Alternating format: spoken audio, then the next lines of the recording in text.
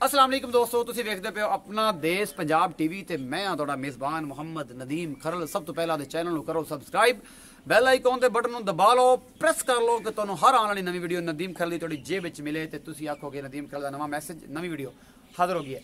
अज तुहाडे वास्ते फिर एक घर की वीडियो लैके नदीम खरल हाज़र होया है। दोस्तों का बड़ा एतराज़ ते बड़े मुहब्बतां भरे पैगाम मैनूं मिलदे ने कि जनाब व्यापारी लब लब के आंदा है, व्यापारी नदीम खरल पता नहीं की टोका प्रोग्राम शुरू किया होया है। नदीम खरल का एक असूल है, चीज़ जेनवन ते रियलिटी ते मबनी। रेट मालिक ने करना है, फाइनल मालिक ना करना है। नदीम खरल का कोई तलक नहीं। तुसी नंबर डिस्क्रिप्शन होंदा है मालिक का, रब्ता करके उहदे नाल तुहानूं लख दी देवे कख दी देवे, दवानी चवानी जो भी है, ये नदीम खरल का रिकॉर्ड है। हाँ, जो तुसी आंदे हो मैनू मिल लिया करो, मेरे को चाह पानी पी लिया करो, मुहब्बत विखा लिया करो कि असीं अपना देश पंजाब के रेस्टोरेंट फलाने बंदे को असीं आए हैं। सौदा तुहाडे नसीबां दा तुसीं अपने करना है। घर की एक वीडियो लैके हाज़र होया नदीम खरल तुहाडे वास्ते। जनाब एक वेड़ा है, दोस्तों की बड़ी फरमाइश सी, एक वेड़ा सानूं दिओ जो लैके कुरबानी लगता है नहीं लगता। तुहाडा एक मेरा एक बड़ा अच्छा फार्मर है, घर का किसान, उन्हें एक वेड़ा बेचना सी। ये दुंद है, छिग्गा है, चौगा है, सारा कुछ मेरा कैमरा तुहानूं विखाएगा। एक गां भी उहदे कोल फ्रीजन है, लेकिन वो कहता है कि 5-6 दिनों की धनी है, उन्हें मतलब वो क्रॉस हुई है। वो भी पुछते हैं, उन्होंने रेट भी पुछते हैं, वो मालिक तो गल्लां बातां सारियां करांगे। तो जनाब चलते हैं वीडियो वाल। तो ये जनाब आपां सब तो पहले तो ये बच्चा विखाने हैं। यह मेरा कैमरामैन तुहानूं बच्चा विखा रहा है। ये जी फ्रीजन है बच्चा, वेख सकते हो तुसीं। ये आस्ट्रेलियन है। ये जिहड़ा भी है ये इहदा वजन तकरीबन 5.5-6 मन वजन है।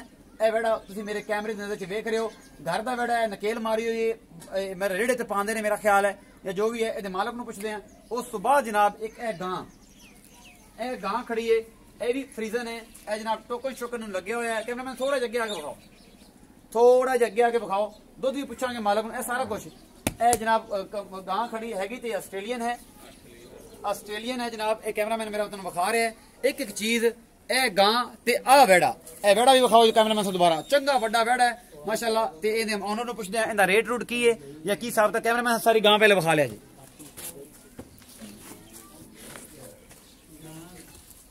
एक एक चीज मेरा कैमरामैन तुहानूं गां दी ते वेड़े दी विखा रहा है।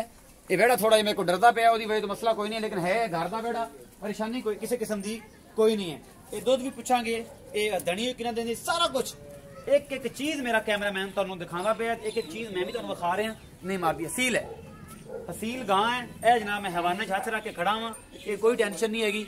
मेरा कैमरामैन जिहड़ा है ये तुहाडे कोल एक एक चीज विखा रहा है। अहमद साहब इत्थे आओ जनाब, चिकड़ जी आ जाओ, चिकड़ च खलोते हैं, मैं भी खलो जाना, तुसीं भी जट लोग बंदे हैं। अस्सलाम वालेकुम भाई। वालेकुम सलाम। नाम तुसीं मैंने पहले दस्सिया है, तुहाडी तबीयत दा की हाल है? ठीक शुक्र है। ये तुहाडे घर दे पालतू जानवर ने? हाँ जी घर दोवें। ते ये जनाब जिहड़ी ए वेड़ा पिछे मेरा नजर आ रहा है, ये किन्ने मन दा है? 6 मन है। 5-5.5 मन होएगा। ते ये जनाब जिहड़ा है वे इंदा ये मुंह खीरा है, दोंदा है, चौगा है, की है? मुंह चौगा है। मुंह चौगा कुर्बानी लगेगा, मतलब कुर्बानी लग सकता है। जिस दोस्त ने लेना हो राब्ता अहमद साहब ना कर सकता है, मेरे ना कर सकता है। ये मुंह चौगा है, इनके रेट दोवां दा इकट्ठा करना कि वखरा वखरा करना? वखरा वखरा करना। इस वेड़े दे किन्ने पैसे ने? 1,30,000। 1,30,000 रुपया इस वेड़े दा मेरे भाई ने नदीम अहमद ने। ये फाइनल है कि तेरा प्यार मोहब्बत हो जाएगा?